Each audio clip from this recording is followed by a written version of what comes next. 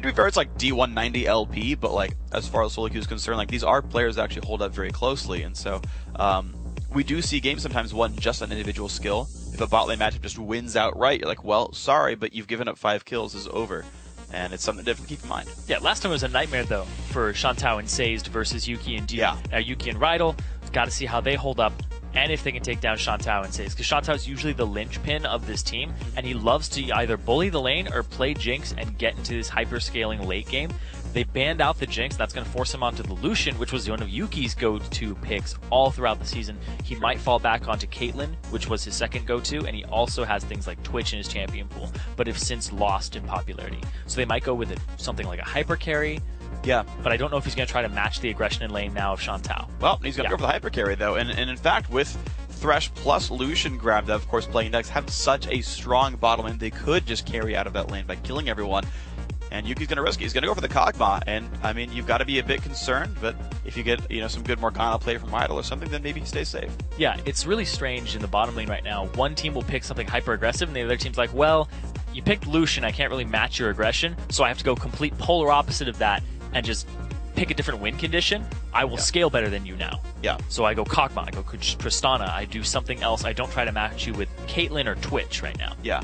And personally, I actually really like Jinx as the matching AD carry in that case, because you can outrange for a while just with rockets and like withstand the harassment because they can't get in on you. Of course, not the case here. Jinx banned away. Aurelia comes in for Prothana. We see a lot of Aurelia versus Gragas matchups in the EU Challenger Series. We're going to see another one here today, as well as the Evelynn jungle here for Sate. Evelynn jungle. This is a very early game team with not a lot of scaling, but they got Aurelia for a little bit of an insurance plan in the top lane. Yep. Aurelia versus Gragas is a matchup that we saw yesterday being avoided until around the mid game, and then Aurelia started running away with it. Yeah, and early game facing Gragas' Aurelia is going to be pretty difficult. Getting your sustain up there, getting the MR per level coming in even just from base stats, actually a pretty effective or pretty useful part of the matchup, I guess. G2 got to make the last few choices, though they need a mid laner and a support. Morgana would be my big expectation. It is. And Syndra mid lane blind pick here for Ocelot, so that's going to be the choice here. It's a very safe laner. There isn't a whole lot that can get to it that's currently in the meta that would really bully Syndra out of lane. She's very dominant, and the fact that you have an Elise on the backside is a lot of gank assistance. Yeah, well, there's one matchup we see a lot, which is Ryze, for whatever reason. People seem to keep bringing that champion up. I actually personally would really like Fizz, because you can outplay Oliver CC, especially because one of the core item sets, at least last time he was really popular, was Zhonya's second. So you can Playful Trickster the stun, and you can Zhonya's the ulti, and you're pretty much unmesswithable, because all of Syndra's abilities are telegraphed. So if you're anything tricky, you can actually dodge all of her damage. That's true. A lot of it is susceptible to those invulnerability frames or untargetable. Yeah.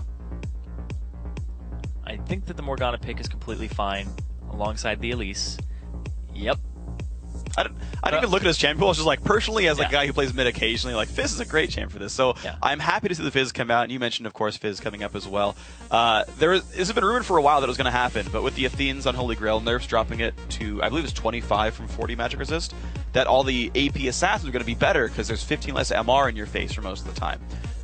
Some players would adapt by running magic resist glyphs when they wouldn't have normally. A lot of guys have gone to AP per level, and so you can bridge some of that gap, but the Fizz melee is going to come through against Ocelot.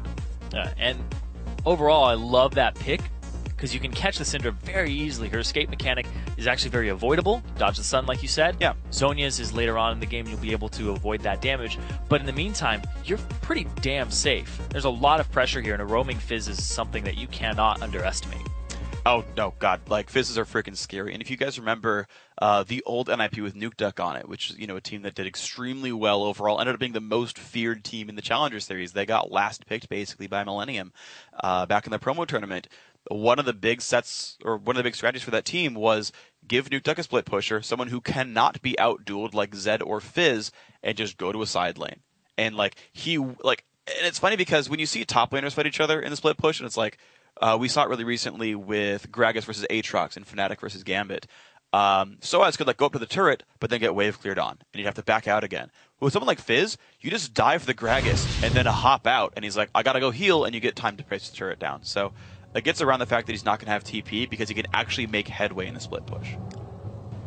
Ooh, and Ocelot actually taking Exhaust to counter a little bit of the damage there. It's a great idea. It's a fantastic idea. And looking at the compositions and the overall, there's a lot of pick potential here for Gamers2. Syndra, Elise, Morgana, ton of stuns. You can actually chain combo them together. Oh, yeah. Yuki's going to have some peel for him and protection with the Black Shield, and everybody else is going to be able to get stunned up, rooted, and JWoww can do some zoning. Can use his barrel to disperse. Then we swap over to playing Ducks, and they have kind of this composition that has early game aggression, but then scaling in some of the solo lanes. So this is a team that's like, we're going to be focused on either getting our solo laners ahead in the early game, or we're just going to snowball bottom and leave them to scale. This is not, neither of these teams really look like a dragon control oriented team. Oh, Some pressure from Evelyn, but nope, vision denied. Okay, so we're going to have to see then how these early game stuff does pan out, because, as you mentioned, a lot of interesting matchups here. Early wards actually have already gone down to the bottom side for both these teams here. The red buff ward, Gamers2 already knows about it. Playing Ducks just simply have one of their own. Well, JWoww has a sweeper, so he might actually walk up and just sweep this. Yeah, that's what he's coming down for, I would assume. Yep. There he is, finds it. So Gamers2 have now actually removed 2 of the wards here. You can see there's so little vision here by playing Ducks. They've used all their sweepers. They're just watching invades in various sides of the map. But that only is at a 20 gold lead. So massive for Gamers2. But yeah, it's going to be them with very little information. If neither lane looks like it leashes, you don't know where Morden starts. Morden's going to be a huge influencing factor on all of these lanes. There's a lot of scaling here for playing Ducks that they need to start getting into that mid game, or they can focus on this bottom lane, which already has a little bit of a dominant position, but it is Thresh versus Morgana, and it's a little skill based and timing based on this. It's really, a lot of it is the very first minion wave right here, because as soon as you get your wave pushed out, they've got to respect you, and because you've got such good pressure from range like this, like that binding into auto attack, you get some decent damage. Oh my gosh, Rydell stayed too long. That was actually really bad. It's a miscommunication. After you bind as Morgana, never auto attack, because you have nothing to present. You don't do anything aside from like 30 damage on a hit, and you just let yourself get attacked. Yeah, and Yuki had used his Fire Arcane Barrage, so he didn't have it available. Exactly. Had about 3 seconds left on it, so the trade was not in their favor at the time. Yeah, that was one of those cases where you bind and you can't follow up because Sazed can do much more to you. But now level 2 actually comes through for both sides. Nice move by Sazed! Finds Yuki, exhaust is down, they dash on in. A lot of health lost there, no summoners left on Kog'Maw. Wow. Rydell using the Black Shield on the wrong person, but it was a very good fake out by Sazed. He was facing Rydell and threw the hook to Yuki. So great juke there, but man, there's a little preemptive. Yeah. Now Rydell's bindings have been awesome. They have been. He's hit 2 of the 3 I've seen so far, which is a ludicrously high rate for laning phase. Problem is, yeah, that one fake up by Sazed just got them a bunch of bonus experience over Kog'Maw. Here's the thing, though, is when you're in competitive play at this high of a level, you have to use your bindings in a very conservative way. Do not use them unless you can actually make a trade, because it's kind of like a thresh hook. You don't always throw your thresh hook just to throw it. You throw it at opportune times to get the pressure that you need, or to bait a shield. Good shield by Rydell right there. And yeah, it's the weird thing where it's like you get like this tiny little bit of harass occasionally with it. But Rydell right now, as long as he keeps his mana pool safe, I think all he really needs to have is the Black Shield up, because you just don't have any offensive moves anyway. So just looking for like a little bit of poke is, I think, reasonable. Onslaught actually has a very big freeze against Avenue. And Avenue's already down in CS here, so this could be a very rough situation for the Fizz. They spot Morden. This is a very good ward. I like that one a lot, actually. Spots Morden going for the counter jungle. Or at least just the ward coverage. And they see him leave. Good part of that ward is you can't really sneak around it if you want to get into the river. So many people put a ward that's kind of misplaced. He could have gone all the way up and hugged it, because if you would put that in more towards your side of the river, you wouldn't have seen him. Yeah, it's a really good choice. It's a very, very smart ward. I love it a lot. And that's Avenue's ward right there. Satane's is down. Morden looks for the top lane. They do know he went top side, though. Prothana, if he's smart, will not look for any kind of engage right here. I don't think he would either, considering he's Irelia and he has no ganks around him. Sure. Satane's going to look bottom, the complete opposite side. Things there's no good hooks here. The only person's hookable is Rydell, and he's been known to have fly out fast. Yeah, there it is. Nice from the fog of war. Black Shield comes on afterwards, which means there's not much to follow up with. They finally break the Black Shield. Then the Blade comes out. One hit from Dead. Shantou can't quite close in. Perfectly played by playing Ducks, but Rydell just a little bit too durable. Yeah, Rydell's going to have to flash out of that one, and there's no summoner spells used on the side of playing Ducks. Very conservative in that regard. Just going to wave clear and keep his gold income as best he can. Misses a couple, actually. Yeah.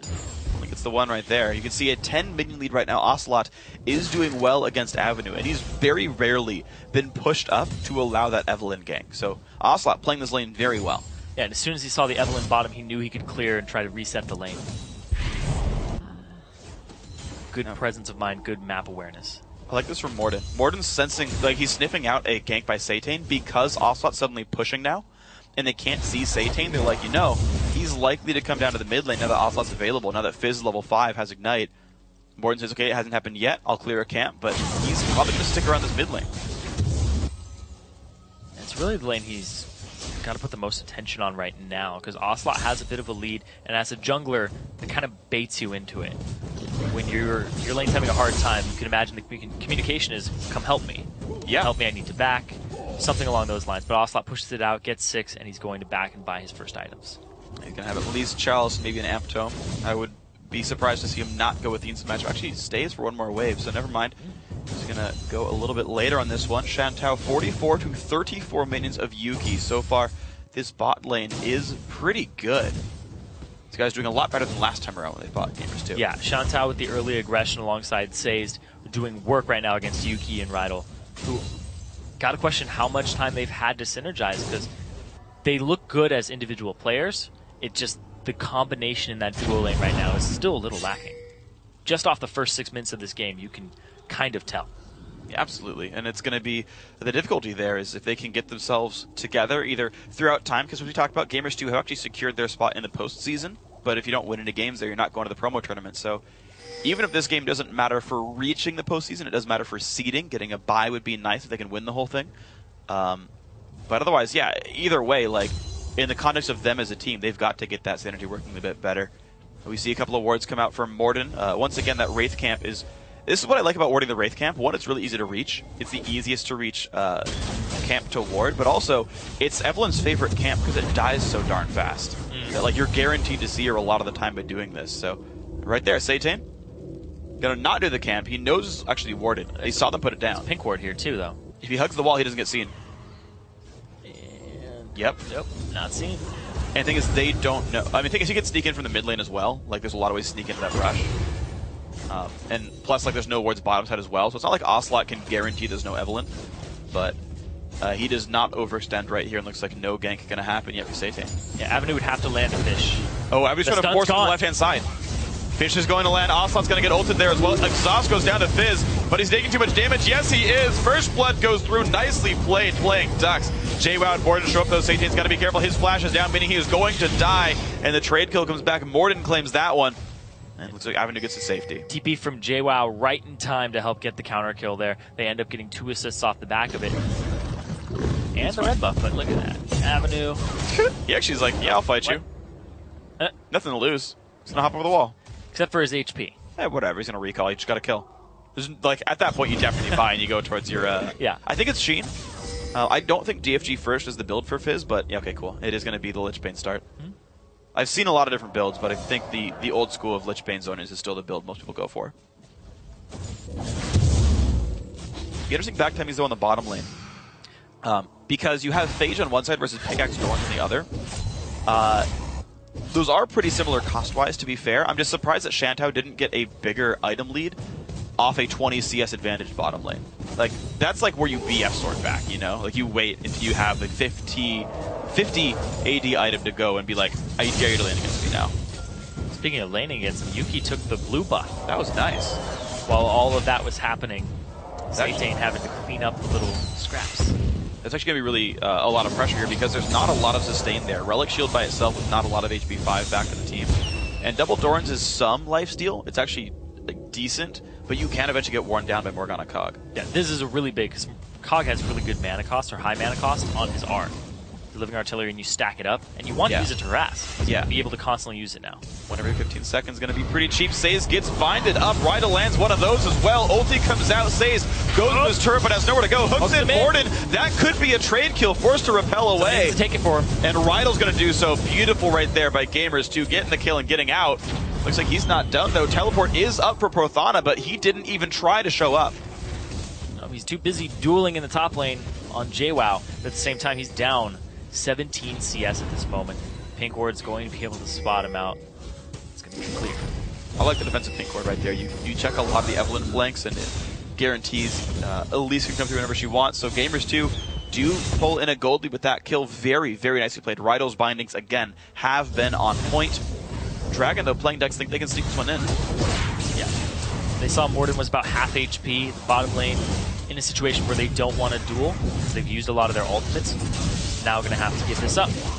Yeah, they pull Avenue down as well. And look at that, playing Ducks. Beautiful stuff right here. Sneak in the Dragon. They get the gold lead back, and that's going to really help salvage the fact that top lane's losing by 20 and mid lane's losing by 30. Yeah, and at the same time, though, Shantou, he's doing well for himself, and Shantou is typically the linchpin of this team. It was Shantou knocked WoW for a reason when back in their old days in Summer Series 1. He was the carry. He was the person they looked to. Avenue is their rock, and he's very consistent in the late game. But it's usually off of Shantou that they get their victories, considering his 25 KDA. Yeah, it's a large number. It's no 96 like the Gamers2 old bot lane right That's here. True. Their current KDA in the bot lane combined. It's 2. Well, on this. On it's this summer one, yes, yes. Sorry, I know it's trolly, but swap it over to Shantou and Sazed though. They have a 29 on Sazed and a 25 on Shantou. Yeah. So they're sitting at 54. But it's divided by 1 now. Because there was deathless before. It's the first death of the bottom lane. It's on to Sazed. Still in the 50s. Yep. Pretty good number to be at right here. See if they can keep this one going up. Ocelot is staying in this mid lane. We've actually not seen many moves out of lane for either mid laner. Yeah, and these are both actually roam-oriented champions and assassins. Either they duel each other and get some gank assistance to try to just blow the other one up, or they go and roam. And the worst part about their roams is, we'll get to that in a second. But ooh, gets the cocoon, gets a bunch of damage. Ooh. The knockback isn't going to pull Prothana in. He's already flashed away as Aurelia, but that is still a summoner lost and a lot of damage. Knocked away. He has his teleport, so he can TP back to the lane. And like I was saying with these mid laners here, the biggest thing about their roam is if you don't have ward coverage of the side that they ward to, they can half roam, end up in the bush, and then just try to blow you up from the Fog of War in a full combo from somebody like Syndra, or pretty much guaranteed Shark and a follow-up. So that's the scary part of being a mid laner in this matchup, is you're very squishy, and if you don't have that coverage, you will just die. Yeah, I'm actually very impressed that Ocelot's doing so well in a lane where, like, at any time you can just be killed. Like, just out of nowhere, Evelynn shows up and a shark comes at you from across the screen, and you're just like, well, my life is pain, and so far. Dodge the shark. Dodge the fish. Well, he didn't dodge it the first time, but Ocelot is still holding a almost 40 minion lead here in the mid lane. Bind comes out, hits Avenue. They could do so much damage here. Oh! Yeah, you shouldn't ult that one, but the QE was good. A lot of damage there. They have the follow-up on the sides. Hook comes in, 3-on-3, in towards Ocelot they go. The exhaust is down, though, and Ocelot gets out. Nice stun into Satane. Not good for the Evelynn, and she's going to flash away and stay alive. Prothana's coming in here, but JWoww's the TP. Okay, so it's a teleport burn just for the walking, though. No kills come through. A lot of summoners burn, nothing else gained. Very, very low HP on both Satane and Avenue. They're both going to have to back and recharge, but Avenue's not having any of that just yet. Well, this mid lane, though, does take a lot of damage, though. Avenue, of course, has to be so afraid as a melee champion, and with Satane gone, they're going to stay safe. That turret goes down. Shantou, bit of a fight against Yuki there. They're trading ults back and forth. The artillery, though, really starting to make some headway. Q doesn't quite land. Oof. Okay. Out of mana, he's safe. They're fine. They're fine. But I do have to point out the items that changed around there, because Shantou finally got his BF sword to Yuki's Zeal, which means this one-on-one, it's like that kind of stuff's going to keep happening. Yuki's got to be real here careful. Come the supports. Morgana's a little far, and Thresh is on the backside, but Evelynn's collapsing too. All right, Voidal and Sage kind of trading blows for now. There comes the Lantern. Doesn't really get much. Whatever. Gold in for Rydell. Yep. No hook out to bait the Black Shield. It's pretty much guaranteed, so he didn't even throw it. Yeah, why waste the mana? Satane was seen in the area, but he's still making a repeat visit. Okay, well, he didn't get seen sneaking into this one, and look at that. Oh, this is dangerous. Okay, they pull Ocelot to hold the team up. But this is a potential dive. They're asking for assistance here. Satane's going to see that. Satane sees them and says, don't dive. Don't worry, just buy the time. So he actually gives away his position with that Lantern. I mean, it could have just been a fake Lantern at the same time, but he had his teammates' best interest in mind. And it's going to give a little bit of time for Avenue to shove the mid lane down. That's actually nice. That ward right there that Satane put down, the fact that he ran around behind the turret, saved them from a really crushing 3-death dive. I actually want to have a little conversation about Fizz right now. All right, let's do it. Because Every time I talk to somebody who wants to pick up Fizz, they're always like, what do I max first? E. You max E. You're darn right you do. It is your utility, your movement, your wave clear tool, and it does an immense amount of damage. Look at that. If he didn't max E, he wouldn't be able to clear the wave, and now he can go do whatever he wants and roam. You don't max Q, you don't max W. They're very appealing options, but it's the E that you want. Yep. Then you can do that too. Yep. Perfect example. So anybody wanting to play Fizz, perfect key in right there. There you go. Even a small thing there, you know, he hit the big one once to get the dot from his W passive, then killed the melee guys, and then went back to it. Just saying, might have saved him an auto attack there at the very end of it all. But Hashtag Fizz mechanics. Using the dot, all that fun stuff. Looks like it might just be Zazonia's second item. Like I said, you can go DFG, though I think the fact that he's facing an exhaust means the attempt to burst someone out with a Deathfire Grasp is much lower. Also, the fact that Ocelot's going to be able to one-shot him pretty soon. I feel like the Zonius is the way to go. You have to. You will avoid a ton of damage and squish, and Fizz is very squishy. Look at this lack of wards, though, top lane. Prothana is very alone in a 1v3. Stun comes out, dodges away from the cocoon, but he's got nowhere to go. Kill comes through to JWoww. Nice gank right there. PD have been trying so hard to win the bottom lane with the Thresh Lucian pickup. They haven't spent any effort helping keep Prothana alive. Yeah, even with the increased tenacity from his passive, he can't stand that. They're going to trade turrets top and bottom. Dragon is up in 8 seconds, though, and Gamers2 gave up a lot of control of that area. They're going to have to rush down there. Well, and he's doing that. You can see Morton just beelining down there as fast as he can. Doesn't counter jungle. It might be gone by the time he gets there. Well, Playnex are going to try. Can they stop it in time, though? Burst coming through. Teammates still going. This is going to be a 4-on-4 and a hectic one. Prothana's back life. He can teleport to that word right there. Here comes JWoww. It's going to go down to the Evelyn, but here comes the fight. Both TPs coming in 5-on-5. Hook lands onto Morton. He takes the Shark. Now Rydell's off on the side. He's got to be careful. Abby's going to blow him up. Now Yuki and JWoww are stuck on the wrong side of this fight, and Yuki has almost nowhere to go. He could maybe recall, but Ocelot's also stuck in here. Gamers2 limp into the fight, and it's a bad one for them. They were completely split in that fight. They give up the Dragon and 3 members. PD, they can do whatever they want on the map now, grouped as 5. And the Fizz pick and the aggressive bottom lane pick has worked so well for them there. Look at this fight again. The TPs come in. The Playnex just crushed them. They're completely split on this one. I looked at this, I saw the TP in, and I was like, Sazed is doing zone control onto Morden and Ocelot. Yuki and Rydell are left to their own devices here against the rest of the team. They completely section them off. Yuki has to flash away, and he hasn't hit his damage item spikes compared to Shantou, who has combination parts of the Infinity Edge, but that's more than enough. Yeah, and did friggin' awesome. I mean, that's one of the cool things about Lucian, about all these sort of 80 ratio caster types, is even if you're waiting for your Infinity Edge to come through, the first 2 items are almost always going to be the BF Sword plus Pickaxe. That's 75 AD. Like, that's most what you had with the old Bloodthirster starts in the first place. So it's not like you're really missing out on too much compared to, 3 or 4 patches ago. And playing Ducks, they are going to be able to stay pretty much okay in the turret game here. The big thing for me with Gamers2, though, is they just seem so willing to try to help. And overly so. Yeah, it was a weird call because the Dragon was gone anyway, so there's no way they could have contested and actually got that objective out of it, and they were trying to force the fight, but it was not a fight you should have taken, considering their item disadvantage on the champions that they had. Yeah. And even just the little things, like Ocelot walked, like, once they were separated, the box came down. You talked about Sazed zoning them out, and that was perfect. I mean, it won them that fight, by and large. Yuki and Rydell got caught, and then Ocelot was like, hold on, I'm going to walk into this team and die real quick. Yeah, Ocelot and Morden didn't want to use abilities on the support. Sazed was like, come at me, bro.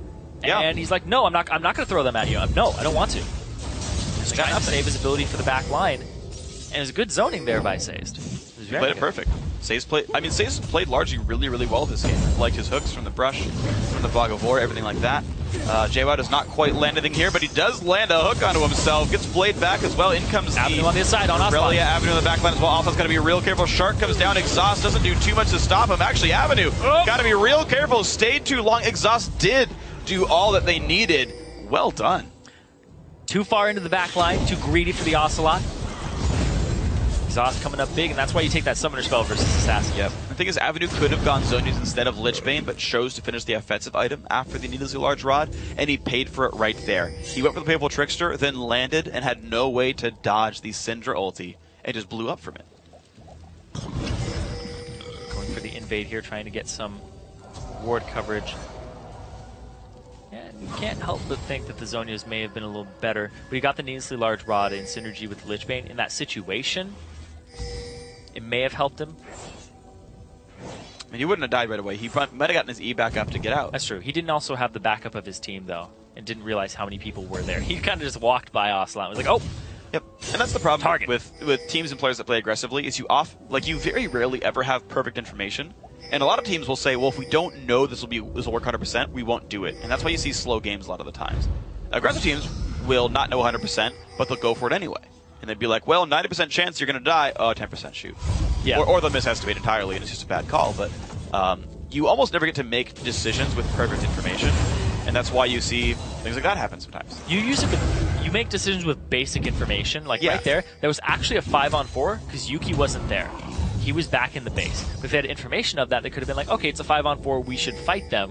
But Rydell stole that blue buff, by the way. There was no call there, and yeah, he takes that one away perfectly. Avenue's going to be sad. You gotta leave your Q up for those. Fizz mechanics. Leave your Lich Bane Q available. Barely been getting any blues this game. First, the bottom lane's just stealing them all. Yuki, Rydell. Yeah. It's actually been pretty rough for Avenue. He's actually only down 30 minions, though. He's had a decent game aside from one overcommit, but 3-1 is a good score. Gamers2, though, they still feel confident, like they have the lead here. They're the team trying to push and make the plays. Avenue rooted up there by Rydell, not allowed to do anything. It's also pretty big because you don't build any mana regeneration items on Fizz. You have to start chugging your chalice, or I guess your flask. Yeah. You drink from both of those items. True. You got the Doran's rings. They just kind of rejuvenate go. his mana pool a little bit. That's about it. No Athenes, no Morellonomicon for him. And once again, starts.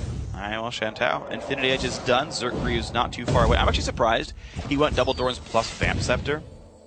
I feel like double Doran's and one life steal quint's enough to sustain you, and you don't need to spend 800 gold, and you can keep your build going sooner, because you could have like Zerk Greaves and like a Brawler's Gloves right now.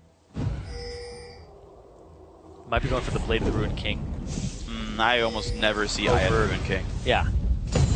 Because then you don't get the crit compared to the other attack speed items. It's just kind of weird. A lot of guys like to sit on Vamp Scepter. It slows you down a little bit. It's not the worst thing in the world, I just think it's slightly inefficient. Ooh, two-man stun. Seize gets rooted. Ulti goes in on Prothana. Seize actually shielded himself, thinking it was himself as a target, but hey, at least they both live. But Yuki gets some real damage in the turret, and G2 finally find a way to push Playering Ducks back a little bit. Recall's going to come through. Looks like they can earn themselves a turret kill here. Vine only hits a minion there. Avenue's still waiting for his way in. Of course, the exhaust is back from Ocelot. The wave clear here from both Gragas and Syndra is just applying a ton of pressure to this top lane. So they're going to back off because they don't really have any turret pushing. With the Syndra ulti down, your team fight's no good. So as soon as they recall and heal, you don't have the... Oh, this is nice. G2 basically faked it back. They're going to get this turret. That was awesome. It was really good calling there. No vision. They went ahead, swept the area, made sure that it was 100% okay to do this. This is why you always push an extra wave once you finish defending. I mean, you don't have any ward coverage, but like you can't... Oh, nice try. All right, G2, well earned turret. Yeah, very tiny advantage there. But at the same time, Dragon's up right now, and all the wards are concentrated on the left side of the map. Nobody has vision of this objective, and Prothana is the first one there. He can kind of just lay his claim to that area. And he's finally catching up in items as well. Triforce done. He's got the Spectre's Cowl as well, so he can survive Gragas just a little bit better. Avenue going to have an easy wave clear mid on top of this one, so it looks like Playing Ducks can actually get a little bit of minion wave control, which could set up Dragon quite nicely. Yeah, they're going to go straight to it. Satan going to start it up. Yep. Yeah, this is probably theirs. Yep. But they know Shantau's far. This is actually... G2 could rush this as a defense and maybe win that fight. Ward over the wall. He does have a smite. Going to go for it. They're going to try to Avenue, he gets binded as well. He's got to be real careful. The damage comes through. Picked up there. Nicely done by Morden. Avenue has got no health. Rydell goes in. Can he find the kill with the exhaust? Looks like the case is yes. He goes down. Now Satan in the backside's got nowhere to go as well. 2 kills picked up. G2 get the Dragon and 2 kills here. Shantou was nowhere to be seen in that fight. Flash, stun, everything. Oh my god. Gamers2. Nice play. Taking a huge advantage of that Dragon, and they get it for themselves too, and they get 3 kills for 0. They might be looking at Baron right now. Oh my gosh, they are. They're going to walk into this one. 10 seconds for any of the major respawns there. 2v5. Morden is low on health, but he should be able to heal up pretty nicely. Actually, no, he's got no good way of healing. Ancient Golem, you don't get that much health back right away. Smite's back up, though. Prothana has no major stealing tools. JWoww tanks up this entire thing. The respawns come through, but no one's around. The hook. Now this is his. And nicely done. All right, G2 just pick up Dragon, 3 kills, Baron and top lane tier 2 turret all in the last 2 minutes. And suddenly these guys are in control. This was really big. The Cocoon binding combo onto Avenue. Can't use Playful Trickster while stunned or bound up. He eventually gets out of it, but then he comes down, he gets exhausted, and completely zoned out by Rydell, to the point where they don't even have to do anything about him, leaving him low HP for a very long time, while everybody else is just taking care of the other members of the team. The big thing here is Ocelot actually saves his ultimate until that moment. Why not?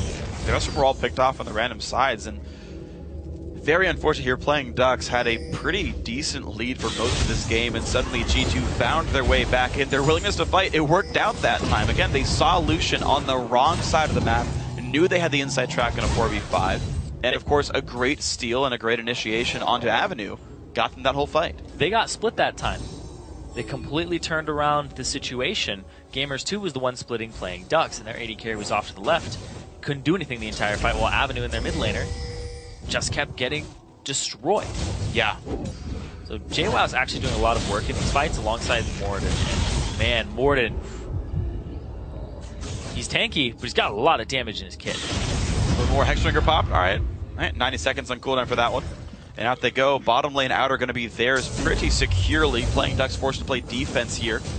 Prothana pushing the top lane is one way back in, though. They can create enough pressure to stop this team fighting and get those individual picks again from Fizz. The problem is, we just haven't seen Avenue freed up to make plays without facing an exhaust every time. Yeah, he was 3-0, and now he's 3-2. His last 2 deaths, he's just been flopping. JWoww has inside track. He's going to be able to get some damage on this tier 2. Nobody here to respond just yet. I feel like playing Ducks comms are breaking down. They're like no longer being at the right turrets at the right time, right? Like this turret takes damage even though you can see the minion wave coming in. And just like they're kind of dropping their awareness of what kind of things are getting pressured. They're trying to defend bottom lane right here. Hook only hits a minion, no big deal. Oh no, stays around too long. The combo! The binding, good damage comes through, but they don't overstay actually.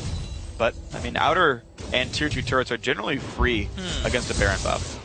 That was a little strange because JWoww was actually looping around the side and had explosive cask available, so he could have continued that fight, but they don't get greedy on it. And they even saw that Prothanos was mid, so he wasn't going to be able to reinforce that fight at the same time JWoww was there. Yeah, but they chose to play a little bit safer option. Now that they have the lead, they're saying, you know, take less risks with Baron buff. We should be always able to get all the tier 2 turrets. Pretty easy stuff there. JWoww with enough armor to tank this one out, and there we go. 6 turrets. Gamers2 methodical after the Baron goes down. And they've got themselves a sizable 5,500 gold lead. The next move for them, they got to crack the base. They've gotten every outer turret that they can possibly take. Dragon is up in 2 minutes, but you don't want to lollygag around for that long. They're going to hit some item thresholds here. A lot of wards being purchased in the inventories. Yeah. And now they got to set up. Depends on where they find their opening, because they're going to want to put those deep wards in the jungle. A lot of their wards are currently concentrated on the red side blue buff. Boom. And they already tried to push there. Yeah, so, right, now you have to set up basically, there's only a few wards you need to siege. You basically pink ward flanks because of Satane, and you get wards over the wall to watch for who puts hooks down. And so you can look for like bindings to fish for. So you only need a very, very few with that one. Otherwise, you can play the long game. And you basically just pink ward Dragon Baron. There's no reason to green ward at this point. Like, Baron wards would time out at this point. And Dragon wards, you don't need that heavily because it dies so fast. And so you only need a very few wards here for Gamers2, and I want to see where they actually put them. Yeah, they already have a pink ward on the Baron, watching that area. They have one around the Dragon, and they have some actually in playing Ducks jungle that haven't been cleared out yet. Right, and that's the thing. Like, if you want to do pink wards for Baron, you need like 3 in their jungle as well, in the northern jungle. Because if they can walk safely up to the Baron pit, then you can't bait it. You just have to like go for it, hope they don't check you in time. If you strangle all the vision in front of Baron, like in the case right here, they see Satane. Yeah. Oh man, yeah. So no flank available. That was a good pink ward. And the thing is, they don't have all the waves under control either, so it's actually going to take some time for G2 to get mid pushing, to get bot pushing. and then set up their real stranglehold on Vision. JWoww looking for the flank, and again, he doesn't have ward control, so he gets picked off by himself. The damage comes through, he dies to the Shark, and the fight has begun. Exhaust pops, Prothana gets out, Satan has got to be real careful. He gets out of that fight as well, but now in comes Avenue. Big damage, looks for Rydell, will get that kill. His Zonias is still available, and this is a complete whitewash there. Everybody on G2 is going down. They look for a flank without ward coverage, and Yuki is really about to die right here. How much can playing Ducks pick up? They've got a minion wave right now. That's at least an inhibitor. And they have very healthy members. Exactly. They're going to get at least an inhibitor off of this. They're going to tank up a little bit of it. But that was a fantastic fight through and through for playing Ducks. Prothana has to run past that minion wave. He was taking the turret back a little bit too long. That's going to be an inhibitor, and I believe Dragon, and they can heal in time for Baron. Plus, bot lane's pushing out. They could go tier 2, but I think Dragon's better. Yeah, they have about 10 seconds on it. I want to watch this again. He walks straight over a pink ward. Stunned first. Stunned, hooked, almost got bindings on the back of it. The black shield eventually comes out, but by that time, JWoww's already dead. Satan causing a lot of pressure and a lot of blown ultimates on him. As Avenue gets that backline, he gets exhausted, but he still gets Rydell. Ocelot gets taken out by Prothana, and Yuki actually stunned up and kept in the fight long enough so that Shantou can keep him locked down with the red buff, and the perfect Blade Surge resets from Prothana to close the distance. Big part of that was their tank. Their frontliner was just obliterated before the fight truly started. Yeah. They blew a lot on him, too. They threw the black shield on him, and it could have been useful on somebody else at that point. Oh, absolutely the case. I gotta say, I'm thinking about that fight, though, and, like, I completely understand Gamers2 decision-making there. Oh, yeah. It's like, hey, instead of playing a siege, instead of playing this weird pick around Baron, let's get a flank. And, like, that's a freaking cool idea. I like that. But he walked through a ward and didn't respect the fact that the other team wasn't engaged in a fight. They were all in fog of war, meaning he could just be walking in 1v5 and was. His team was not responding, or at least in sync with him and his timing of walking into that. Yeah. G2 wasn't, the rest of G2 wasn't in range to help when he got caught out. You're right. Or he was too early. He might have walked over the pink ward and been like, I have to go now. Absolutely the case, absolutely the case. And you're right, a small miscommunication. Dragon, of course, did go to playing Ducks, bringing them back within a 2,000 gold game, but they are still down those 2 turrets in that 2,000 gold. Satan not getting spotted, sees Ocelot. Of course, mid lane inhibitor going to create some pressure. Not a ton. It's a fairly defensible inhibitor, but hook onto Rydell. He actually goes for it, though. Flays 3 people. Box comes down, finds Morden. JWoww push back. Avenue on the side. No exhaust, I believe, are up, which means this could be very good for him. There's the Zonia's already popped there. Satan forced to run away. Morden very low on health. The damage coming around won't quite kill him, though. And not a lot is actually gained. Gamers2, very, very close there to being in a terrible situation, going through the tiny passage of the bottleneck. They all grouped up for that, but it was the right choice because they would have just trailed off and gotten picked off. So they just stuck together so that they couldn't get picked off by the Fizz. They do blow a couple flashes. No, actually they don't. Nobody flashes. They're all down. All playing Ducks used was ultimates and teleport to Prothana. It was the ultimates I was thinking of. Yeah, actually, almost nothing was used because that was a fight. Here's the thing, though. That was a fight where both exhaust on Gamers2 was down. Avenue basically needs exhaust to be down to be able to one-shot someone, or by losing half his damage, it's just so hard for him to make an impact in that fight. He has to outplay them really severely. The last fight the Playing Ducks won, because of that bad flank, they won the even despite 2 exhausts. That fight, no exhaust, they still couldn't win, is a little bit scary. Yeah, I was thinking about flashes because I'm like, the next fight that happens, everybody's going to have their flash up. Yeah. Every single person will have their flash available for the next Baron fight, unless it gets engaged, like right now. But you have to set up and prep for it, because nobody can bait it. Everybody's on this side of the map, and nobody wants to force it without those spells. And here we go. Look at this one, though. Shantou still trying to make the plays top lane. I'm actually surprised this turret hasn't gone down, but Prothana just hasn't been given much time to split push later on in this game. See his minion score kind of suffering because of it. You have a 100 minion lead there, comparing JWoww to Prothana, which is a pretty massive thing, actually. It's a large reason for Gamers2 actual gold lead here. Is just they've been doing a better job killing minions. A big part of the last fight that happened, we said that JWoww got taken off the field. He was the meat shield. He was the wall. He's also one of the highest gold members on the team for Gamers2. And when you lose that much income and that much gold in stats before the fight even starts, it's really big in a prolonged fight. Absolutely is, and you've got to be very aware of how that's going to affect you guys. But right now, Satan is trying to control Western Jungle. They do know that the blue buff is being started. I believe that Trinket Ward might have just seen it. Looks like Satan does not want to show himself, though. Morden and Ocelot know they're safe right here, but this is now a ward they're standing on top of. They know Blue Oak's been taken. They want control over Baron. Playing Ducks wants that themselves. It's almost time. Everybody's flash is about to be available. If they can blow some of them before the fight or before the Baron, sets them up for an even cleaner fight from whichever side. Evelyn flank attempting. They see him, though. Pink. Do they have pink wards? No, they just had somebody far enough up. Okay. There's a sweeper. There's the pink ward over right there on the top of your screen. That's actually a very important one that right now PD can't clear easily. I don't think Satan can kill that ward faithfully. Too easy to get picked off. It has to be Shantou, and he can just dash back across the wall if someone tries to stop him. Gamers2 take this time on the inside track to take Baron control. This is actually very good for them.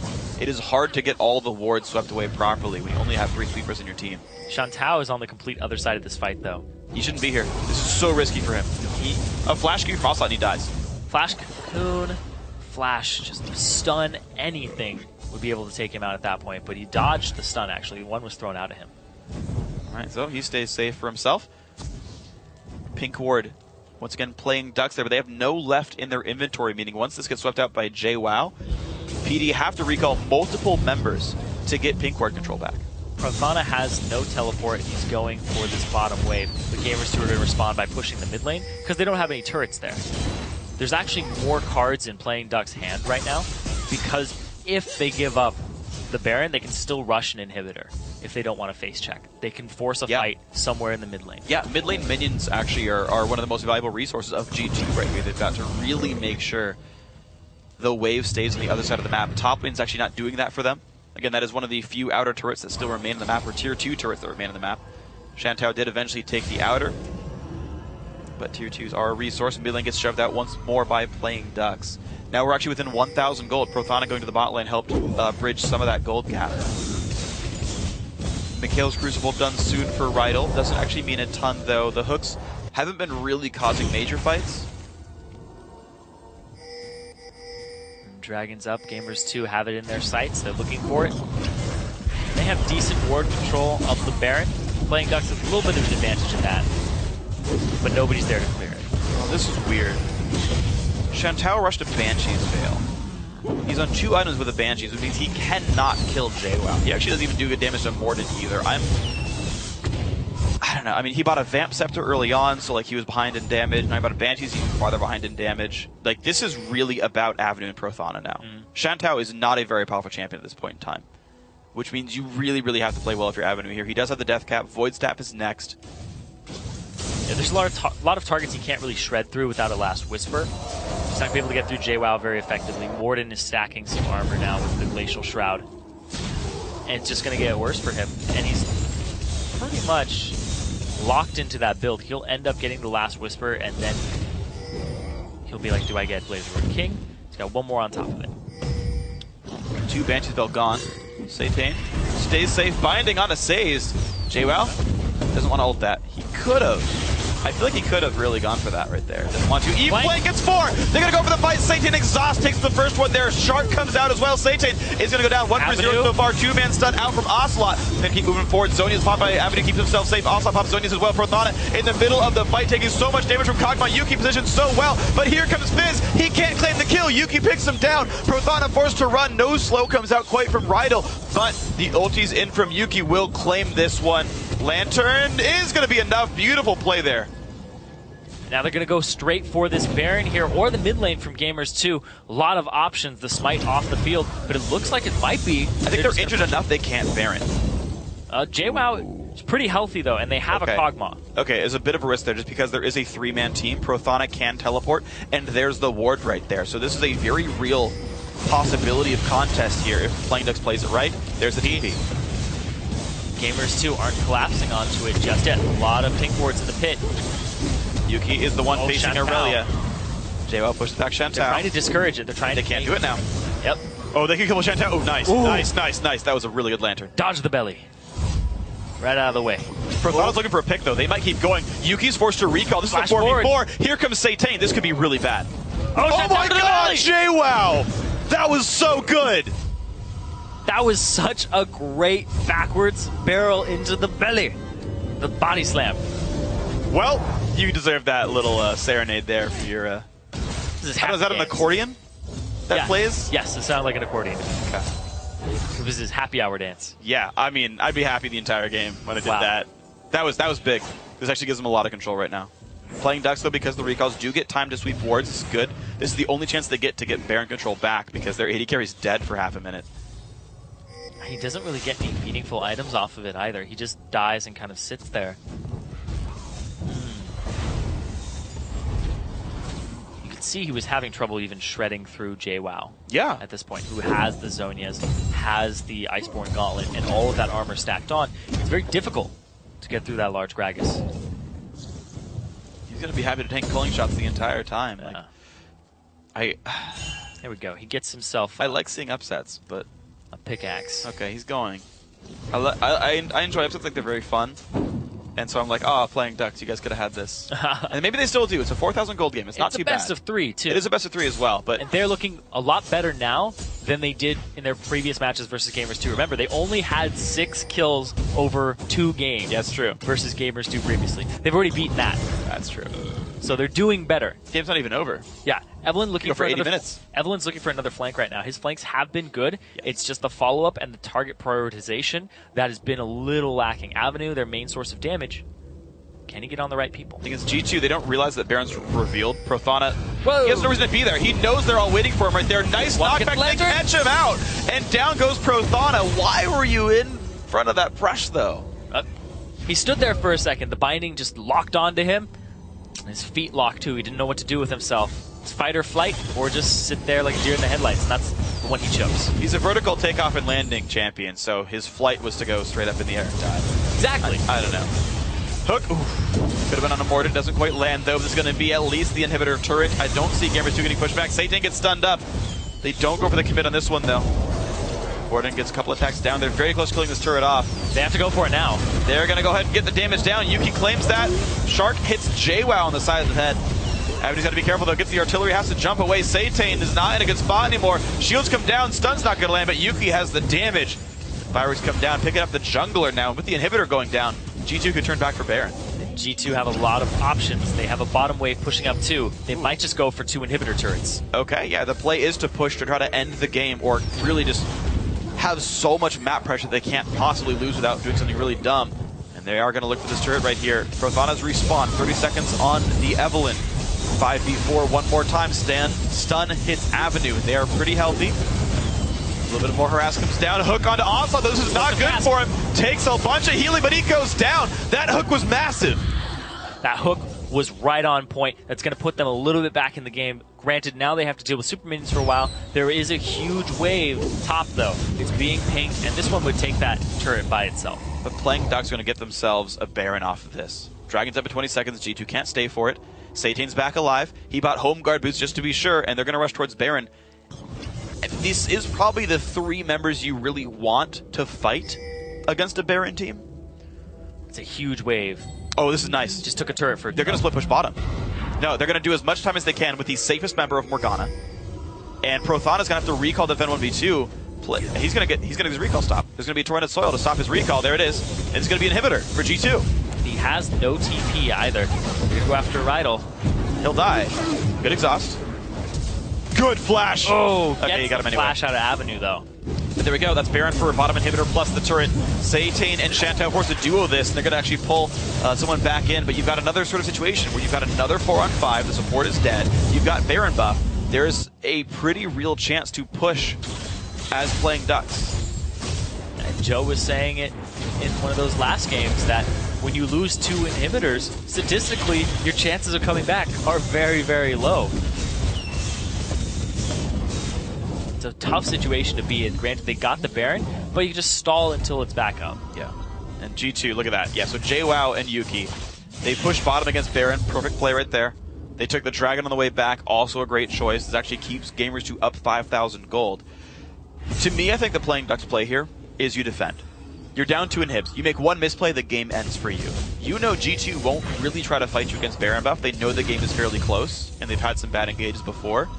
You're likely able to just defend these 2 waves, get a level lead, and get a gold lead. Like Sazed, and Satan specifically should be sharing XP on these waves and getting to level 18. Prothana has no more levels to gain. Avenue has no more levels to gain. They have very few items to buy as well, at least in the case of Avenue. Get those guys to 16. Get them the tank stats from leveling up. And it's going to be a much better situation then for the Playing Ducks front line. Wait out the inhibitor respawns. Be closer in gold when that's all said and done. And then get ready to push. It is going to be very difficult for them, though, because the top lane is what's going to be pressured now from Gamers2. And like the Playing Ducks aren't actually overextending out of their base. Because, man, have Gamers2 been making picks to get back into this game. They've been using JWoww and Gragas to full potential this game. Well, look at this. They are really trying to make these flank plays happen. G2 actually want to press the issue. If they can get a pick, they end the game. Oh, flank from Satan. He's looking for a play. You know, I actually like this from G2. They're looking for plays so heavily on the G2 side because even though you lose a fight, you lose a bunch of gold. You win a fight, you gain a bunch of gold. If they win a fight, they win the game. If they lose a fight, PD can't pick anything up against the dead inhibitors they have. So it's a pretty low-risk play, even if face a Baron buff, because there's nothing of substantial value that can be lost. I think the most damage that they could do is they could run straight up the mid lane and get that inhib. They could probably get that. Yeah, and actually the inhibs are coming back right now. So mid inhib is, this is the last big wave. I think just got cleared in the mid lane. So it's back to equal in the mid lane here. This inhib's back now. Bottom lane is going to come back around the time Baron despawns, a little bit before. Maybe like 1 or 2 waves left. That means there's no Baron buff time with equal map position. And JWoww's farm this game, highest in the game, and his participation in these fights, also the highest in this game. He's 11 of 12. Yep, he's been doing work all series long. Here we go. 47 minutes in, Gamers2 look for the top lane, which actually has a turret, so it's an interesting choice for them. Prothana clears out the drags in the mid lane. Bot lane, there is a minion wave coming in that's got to require a little bit of attention. You have to clear that last couple of waves. If there's a super, you have to clear it. If there's not a super, it's okay. I think it would hold.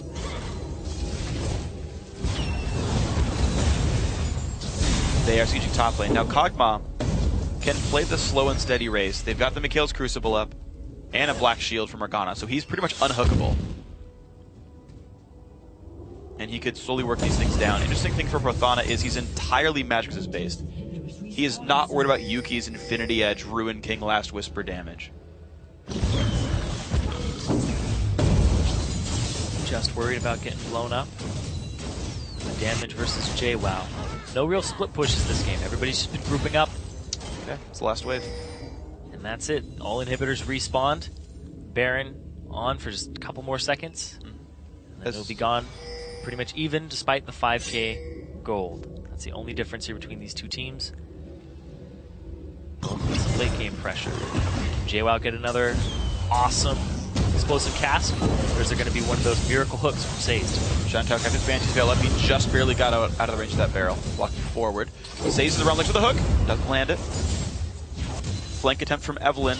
I do not see if there's a pink ward in front of her. Looks like that's not the case, though. So she has gotten in to the back line just a little bit. Oh, Morden's going to walk straight up. Say no. No. You're going to sweep that ward away. Gets him out of there.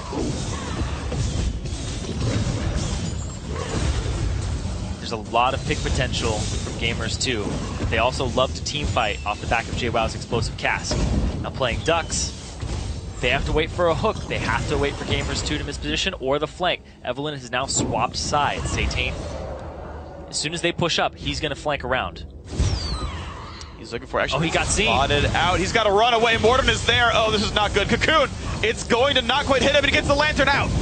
PD stays safe for now, but the hook is going to land. The stun, rather. Satan loses about a third of his health. Actually went Sork Shoes on Evelynn. Interesting. So, a bit of a more aggressive build. He's taking actually more damage than he would normally. Hook's going to come out. Not quite land there. I think the big part of the Sork Shoes is he doesn't have tenacity versus all of these stuns he gets. Going to make his life difficult. Will they look for this fight? Playing Ducks. The wave is pushing out on the bottom side towards G2. Top lane holding equal. Mid lane, of course, they're all just fighting, so who cares about those minions? Hook, not quite again. Black shields, though, have been pretty good from Rydell. Stun comes up for Ocelot, nothing of value gained here. Saze wants to put the shield down and flashes, and there comes the fight, and Satan in the back lines gets out after baiting Ocelot's ultimate. Now Yuki has almost nowhere to go, taking more and more damage. Zonya's popped by Avenue. He's going to run away in this one. Does not get bound or stunned, but JWoww does get caught out. He was the only guy left in the front line. Playing Ducks finally find the kill. Prothana's not done. Okay, now he is. Or is he? He's got a lot of movement speed. He's not done. He's got a lot of movement speed. He wants Rydell. Oh. He's done. No, he's done. He's a little tired. A lot of running. Yep. A lot of heartbeats that are heavy right now. Because, oh my lord, it's a tense game. Next fight, you could pretty much just win off the back of it 50 minutes in. Oh my gosh, and they're now in. Of course, this inhibitor's dead, and a mini wave's coming as well. A big fight win. And again, 5v4 for 40 seconds. This has got to be an inhibitor. Ooh, you got to be careful if you're the AD carry. Dashes back, stays safe. Mikhail's Crucible is down. If someone gets caught, they're going to die. Inhibitor down to 1/3 health. Satan's still around. Ulti's coming up soon. The Shark, 20 seconds. The Eve ulti, 15. Shantou gets cocooned. He does flash back, but the bind hits as well. Yuki going to get some damage into this one. He doesn't commit, though. I think his W was down. He could have killed the AD carry. Doesn't completely go after it. JWoww, if they keep chasing this, he actually has TP. They're flanking with Satan. This is the 10 seconds. They could go for this. They could go for this right now. 5v4 flank and you kill them all. Too low on health, though. They don't want to go with Avenue this hurt. Ooh. And Saze at no HP. Baron up right now, though, and Gamers2 have that advantage. They're going to lose the bottom turret. But, look at that. JWoww, he has They're going back down mid. Oh, he's going to actually just defend this. He can't. Like, they could just go really hard right now. They don't know. Thing is, they don't know that Jishu's on Baron or maybe flanking them. If PD loses this fight, game's over. 100% it's gone. They can't wait out a Baron bomb. They'll take Dragon knowing that no one's around this side of the map. That's a safe play by PD. But they were too afraid of G2 trapping them to play for mid. And it was a smart play because they couldn't make that play. Because Baron would have been down, and the health bars for Gamers2 were much higher than playing Duck. Saves you have to get out of the fight. You can box and run and maybe you get lucky. I mean, it is, I would say probably 60% that play goes fine. But that 60% is like your upside is you got an inhibitor, your downside is you lose the game. Yeah. It's not a play you make. Little cost-benefit analysis there. Yeah. Your contingencies. Your chance of success is higher, but the value of success is much lower than the value of the apps. You know what I'm going for. We're done. Moving on. Game theory, decision trees. Let's go. Medium risk. Low reward. Low reward. Yeah, high risk, low reward. There you go. Don't play those plays. Unless you're LMQ. I mean, so you said the percentage of success was actually like a little high. It was like medium. Right? Yeah. So is that medium risk, low reward, terrible repercussions? I think it is still like I think or does that factor into risk? I feel like the chance of success is factored into the value of defeat. Okay. As the like risk status. Right? Like okay. Really pretty high chance of something horrible happens to you. The reward's not really all that high. I feel like the chance is a modifier in the first place, you know? Okay. Now I could be wrong because actual I'm actually a little curious. Okay, so I'm gonna first say with the number of people watching this stream, a certain percentage of you guys know game theory really well and will tell me the correct answer on this one. But in my opinion, blindly without realizing this, without just otherwise taking econ courses in college, just multiply the chance of success by the actual value of what happens, and that's the risk reward spectrum. 60% chance for like a 2. And a 40% chance for like a -50. But what is chance factored into? Is that the risk or is that the you multiply reward? both. Okay, both. Okay. Yeah. Right? High risk, high reward means we lose the game or win the game. Yeah. High risk, low reward means we lose the game or we get an inhibitor. But then there's the chance of success factored which is already factored in. Okay. That's all part right. of it. Now back into the game where everybody's got everything on the line. High risk, high reward game. Let's go. Woo. Game 1 of the BO3, 54 minutes in. It took us a longer time than most things talk about. Well, everybody's pushing up the mid lane. Yeah. No, nothing was happening. Now the flank is happening, whereas there's this huge monster wave actually in the top lane for Gamers2. Oh, man, yeah. Playing Ducks might get a turret off of that. You could go hard and Prothana could TP that, but that would be also very risky. But it would be a high reward. What's the chance of success? Actually decent. Like, yeah. That's a respectable play, to be honest. But they're not going to go for that one right here. Ocelot, Rydell trying to find the poke, trying to find the CC. They're going to go for this one. Saves walks in. Evelyn's there to flank. He can reach Yuki. He can smell him. As soon as the black shield is down, they might go for it. It's down. A lot of Banshees, though, is the if thing. that hook had landed on Ocelot. They need to use Aurelion to break Banshees, and then they can go into Evelyn. Here they go. Here they go. Nox comes down. They hit 3 with the ulti. Yuki gets exhausted. There comes the Shark as well. Finds JWoww, but he is a tanky man. In they go, and it's Kog'Maw who does get caught out. Mikhail's come through. Prothana still alive. Zhonya's popped by JWoww. Avenue staying alive as well. Hook's not going to land, but they're going to find 2 kills. That's one. Right now, Prothana could recall TP top, and they could probably close the game. And now they're going to at least get this middle inhibitor off of this fight. They just beat a Baroned up Gamers2 2-for-0. Huge part of that fight, Avenue got exhausted before he blew his damage. Wow. Able to blow up Yuki on the backside of it. This is big. Gamers2 trying to hold on to the base now. But you've got 45 seconds of no AD carry. This is the makings of a game-winning push for playing Ducks. If they don't go for this, they're too shell-shocked by how close this game is to think clearly, because this is the absolute makings of a game-winning push. Here's a TP in for Aurelia. Here they go. Ooh, dodges the binding. Skills. I think they should have gone top, though, and just taken the 2 inhibs 100%, and right then now, siege the game. They'll get this inhib, and they can face tank that turret. It's so low that they would just be able to walk up. A Lich Bane can kill it. 15 seconds on Kog'Maw. Or are they even going to go for it? It goes down. And just try to end the game. They can't get Nexus in time. They They have to go inhib. Yeah. Face tank. Just breathe on it a little heavily, and boom, it's gone. 5 seconds on Kog'Maw. He has flash. Satane's still buying a lot of time. Look how many skill shots he's tanking. He's saying, hey, hit me. I'm Evelyn. And leaves the rest of the team safe. So there you go. 2 inhibs now playing Duck's way.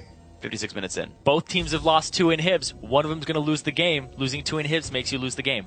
Boom. Yep. Statistical anomaly. Spoiler alert, it's actually a draw. Yeah. Neither team wins. We're going to a 4-game series. Is that like reverse jinxing it? I don't know.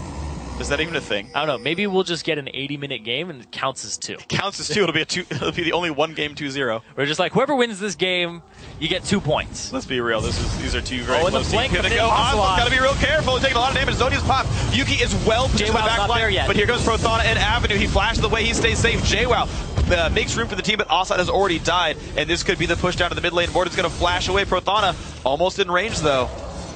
Yeah, I don't know if his Blade Surge actually killed the minion. Short enough cooldown, he have it back by now, but he can't die. But here comes the super minions. Ocelot is dead for 57 seconds playing Ducks. They're going to try to tank bottom? The wave is not even close. By the time that they actually get the turret there, Ocelot will have a couple seconds back on his respawn. Now, you send Prothana top and push the wave down. You ride double super minions into the base. They're going to recall back, and they're going to play for Dragon and Baron ward control. Dragon in 20 seconds. Baron in 1 minute and 10, and the ward's very, very scarce on the map right now. Pretty much non-existent for either side. You just have some stray pink wards, and then all those wards in the mid lane for playing Ducks. Wow. Nothing in the jungle. Everybody's blind. I do like that ward coverage, though, by PD auto in the mid line. You can easily watch if Gamers2 makes any plays. You can look for your flanks. I really do like in-lane wards. It's one thing that doesn't happen much in solo queue. Happens a lot in competitive. Wards just in the middle of a lane. Because once the turrets go down, once the minion waves are so sparse, you actually need that vision back. It's a very high traffic area. Especially in mid lane, if you put one during the laning phase in front of tier 1 turret, just out of turret range so they can't see it. You see if the person ever roams and what side they roam to. It's a very, very useful ward. You don't see the incoming ganks, but if they're a roam heavy champion, definitely worth it. But now, playing to the side of the map that has the Baron, they're getting the ward control here from playing Ducks because there's so much pressure from the super minions. Can't push out of your bases, Gamers2, you'd get picked off. Yep, and they know nothing's going to happen here. So this is Baron now going to playing Ducks. Now, when G2 had Baron, they did lose the team fight, but I just feel like PD, they've just gotten into the back line better. The Aurelia, Fizz, and Evelyn just keep finding ways to reach Kog'Maw or reach the Syndra and get rid of them in the battles. Don't have enough pink wards watching flanks from G2, or enough just go in and crush the front line to start the fight anyway and ignore flanks. I'm thinking about these fights, and JWoww, huge part of the fights for Gamers2. Satane's flanks, huge part of the fights for playing Ducks. Yeah. Those are the 2 things that are going to be game-winning, just if they happen, conditions, the fight will most likely go that team's way. If there's a good follow-up on Satane's flank, or if JWoww is able to isolate somebody, get targets off of his squishies, they can capitalize very heavily. So the inhibitor's coming back up really soon. They're playing for this turret, but there's so much wave clear on Syndra And there's not a big enough armor tank to just dive the turret and ignore that defensive structure here. So, one Banshee's Veil gone. There's so many Banshees on G2, it's hard for them to make their way in. Shantal went for the Bloodthirster a while ago. Yeah. Instead of Rune King. I like it. I actually really like the Bursty. Yeah, if you're not going in for first item, like Rune King first item, I actually like BT over Rune King. Even though it's a significant damage loss, the proc is just so valuable. This shield is just incredible. Yeah, it's a better late game item. If you're going a defensive item, it's kind of the mixture. Yeah. Okay, both inhibs looks like they're going to be back up right now. All waves pushing and playing Duck's favor right now. Thing is, I feel like they can use Avenue as a split push. He's pretty safe. Satane. He goes to the flank. He's looking for the flank. There's no turret here. Not enough thing for it. Stuck to Shantal. Yuki, they want to Hook hits Morden. This could be the fight. They're going to go in for the Elise. Here comes Satane. He finds Yuki. Gets the 2-man ulti on offload as well. And they're going to chase on down. Shark comes in, finds JWoww every single time. He pops Zonya. Satane loses a lot of health. The hook on but Yuki. They hook Yuki. Black Shield comes in, but he stays safe. He backs on out. Ignite his arm. That's not going to be too bad for them. Morgana ulti going to catch Avenue. Oh, he gets stunned. Flashes Avenue. out. Tries to run. Can't get away from that one. Kill picked up. But can they chase down anyway? The repel comes in from Elise. Sazed is around. Morden. He's going to stay safe. Inhibitors, though, can they die? It's a 5-on-4. PD has to be careful. Stun comes out, and here comes Yuki again. Satane will die for this one. Ulti comes down. 2 more kills picked up. Now Prothana's got nowhere to go, and maybe Gamers2 can make their way in. The Aurelia is trying to leave. She's so tanky, there's no point to chase her out. But 3 kills. And now all the room in the world to make up. The call is to push the lane. There's a minute respawn on Satane and Shantal. Prothana, he's going to have to try and deal with JWoww. JWoww's going to stop his back, and I don't know if he can actually win this he duel. wants to try to push and try to create pressure. He wants G2 to have to back up. They can't 2v5 this. He needs to make this push happen. I don't know if it's going to be enough. Recall in from Thresh right now. Sazed, that mini push won't mean much. Here's G2 looking to close the game. And they have a lot of damage with Yuki. The attack speed, infinity edge. Seconds. The Can defense. they kill it in time? Hook misses. They have to back up till they have the minion waves. 14 seconds on Fizz. He could be enough to keep them safe. They go in for the turret one more time. Morden actually quite Minions low are on health. Prothana does not have ulti to break Banshee's Veil just yet. And the other go for turret number 2. He's going in for Yuki, but Black Shield is on. They go now for the Nexus. Here comes Fizz. Can they kill them in time? Looks like it will be Gamers2. 62 minutes in. They finally find the fight to close the game out.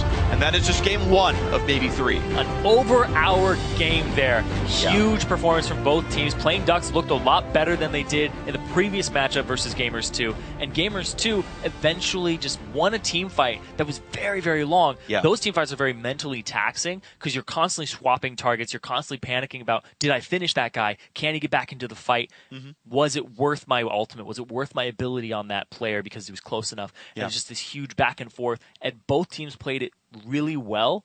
And then it was just the re-engage from Gamers2 because the fight was so long that they came out on top. And that's when you fight in your base, right? You heal back up. They got Yuki really, really low, but he just walked back into the fight afterwards. And it was a really well-played game. And that's the thing is they tried over and over and over again to play a 5-on-5 team fight, playing Ducks. They won a lot of them on defense when they had the ability to chase people down afterwards when there was nowhere to run when Evelynn and Aurelia got onto you. But trying to get flanked inside the base, you run back to the Nexus turrets, you run back to the fountain, you heal back up and show up again. And suddenly that's a much more difficult situation. Playing Ducks, I really feel like they needed to play the old NIP style. You've got a late game Fizz. No one in that game could handle Avenue in a one-on-one. Nobody. There is a 100% chance he wins that fight. If he goes just himself bottom lane, the rest of the team plays safe and looks for the engage. Because there's no good hard engage for Gamers2, by the way. Morgana binds, Elise Cocoon's like, there's stuns, but it's not a Malphite, it's not Nautilus. It's all combination stuns, too, on a single person. Sure. I mean, you can hit multiple people with the Syndra, but Morgana Elise combo was just, we have to single out one person. Right. That's the thing. You've got Mikhail's Crucible, and you've got Thresh. Yeah. Just have him sit far back. Have Sazed sit back at 800 range and be like, if you get stun, I'll lantern you. And on Mikhail's you and you'll get out. And you just play the split push Fizz. That could have closed the game out. I think they focused a little bit too hard on going for 5v5s, and they could have won the game with the elements they had. I mean, either way though, hour and 2 minutes, both teams obviously played their hearts out very, very well. The double exhaust I thought was great to try to hamper Fizz in team fights. That went well. And to be fair, G2 earned it. Everybody pretty much got the same structures. They both had 2 inhibs down. They kept trading Barons. And it wasn't even just the team fighting. I'm looking at these score lines right now. 15 16, and then 41 assists Yep. for Gamers2. Playing Ducks, 16, 15, and 41 assists for them. Yeah. Both teams were team fighting out of their mind. Now the question is, should you have been team fighting 5v5 in the first place, and should you have been split pushing instead? We saw there that JWoww was actually able to take on Prothana in the end. Sure. In a split push. So maybe you're right about the Fizz, but man, that was a fantastic game from both sides. And Playing Ducks, despite losing that one game, it's a best of 3, but they can hold their heads high because they did a much better job than they did previously. Yeah, but if they want to make sure that they actually make it to the postseason, they've got to win this series, so we'll see if they can do it. Guys, we're going to take a quick break, but when we come back, we're going to see if Playing Ducks can even the series against Gamers2 and keep their playoff hopes alive. Don't go anywhere. No health. Rydell goes in. Can he find the kill with the exhaust? Looks like the case is yes. He goes down. Now Satan in the backside's got nowhere to go as well. 2 kills picked up. It's got to be real careful. He gets out of that fight as well. But now in comes Avenue. Big damage. Looks for Rydell. Will get that kill. His Zonius is still available. And this is a complete whitewash there. Everybody on G2 is going down. Yuki's forced to recall. This is a 4v4. Here comes Satan. This could be really bad. Oh my god, JWoww! That was so good! In they go, and it's Kog'Maw who does get caught out. Mikhails comes through, Prothana still alive. Zonia's popped by JWoww. Avenue staying alive as well. Hook's not going to land, but they're going to find 2 kills. That's one. He pops Zonia. Satan loses a lot of health. The hook on Yuki. They hook Yuki. Flex Shield comes in, but he stays safe. He backs on out. Ignite is on. That's not going to be too bad for them. Morgana ulti going to catch Avenue. He gets stuck, Flashes Avenue. out. Tries to run. Can't get away from that one. Kill picked up.